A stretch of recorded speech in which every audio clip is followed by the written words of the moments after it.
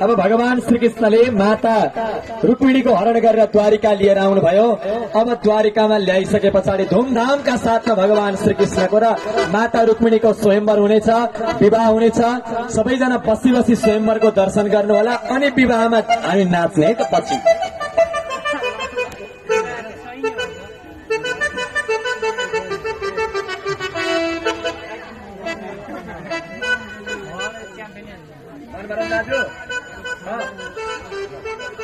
यसरी यसरी बसाइदिनु, अलिक पछि पछि थोरै थोरै पछि पछि सरिदिनुहोस् त। आमाहरू यता हेर्ने, यता अहिले नबसाउनु होला, भगवानलाई अहिले बसाउने बेला भएछन्। कुर्सी टेकाउने ठाउँ दिनु न त्यहाँ। अलिक पछाडि पछाडि सरिदिनुहोस् न, अलिक थोरै थोरै थोरै थोरै सर्नु त पछाडि, थोरैजना सबैजना सरिदिनु होला। माता रुक्मिणी र भगवान श्रीकृष्णलाई एक एकवटा माला दिनुहोला। स्वयंवरको समय भएको छ। प्रभु त्यो बाँसुरलाई यसो पटुकीमा सिउरिने।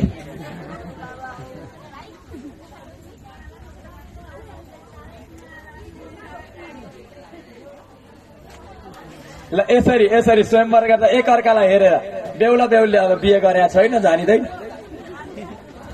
ल बेहुला बेहुलीले स्वयंवरको बेला हुन लागेको छ।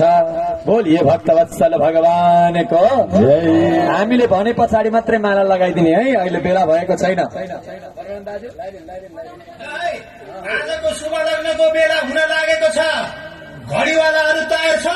तयार छौ, तयार छौ। कन्यादान लिने दिनेहरू तयार छौ? स्वस्ति वाचन गर्ने, होमादि गर्ने ब्राह्मणहरू तयार छौ? तयार छौ, तयार छौ।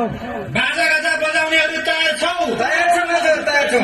सिलोके कवितेहरू तयार छौ? बन्दुकेहरू तयार छौ? तयार छौ।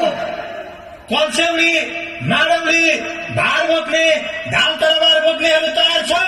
तयार छौ। वर कन्या तयार छौ? तयार छन्, तयार छन्। लग्नका सम्पूर्ण सामग्रीहरू तयार छन्?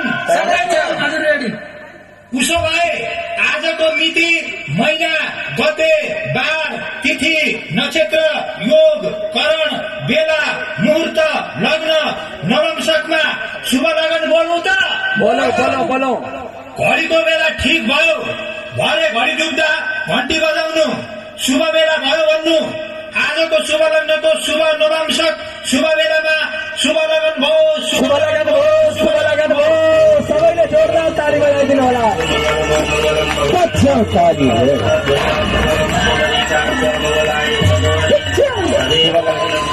तदेव ताराबलं तत्रबलं तदेव विद्याबलं दैवबलं तदेव लक्ष्मीपते ते गृहस्मरामि।